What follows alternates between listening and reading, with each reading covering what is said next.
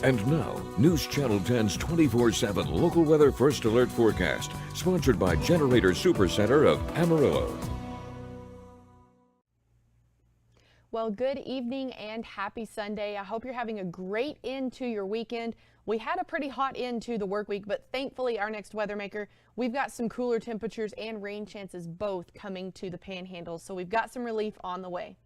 So let's jump right into it and take a look at model runs. We do have some activity starting up tonight.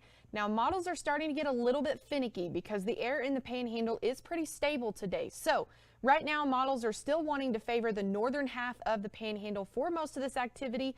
But at the time of this recording, at just after 6 p.m., we are already seeing some activity in the southwestern portion of the News Channel 10 viewing area as well. So I'm going to be watching radar for a while for the next few hours and be sure to keep you posted. As for this model run, this is looking like it's going to be an overnight activity and go into Monday morning. This model wants the northern half of the Panhandle to receive most of the moisture. Looks like things should be moved out of here before we get too far into our Monday morning, but we do have more rain chances coming as we enter the new work week. So looking ahead for that severe risk for tonight, we do have most of the area just in a general marginal risk, but the far northern portion of the viewing area, including the Oklahoma Panhandle and part of the northernmost row of Texas Panhandle counties, is in a slight risk. So one of the things that we're going to be keeping an eye out for is going to be some pretty localized heavy rainfall. This could pose a flood risk. Of course, there's always the risk of some small hail and some gusty winds in these also. So I'll be monitoring all of that throughout your Sunday, and I'll be keeping you posted.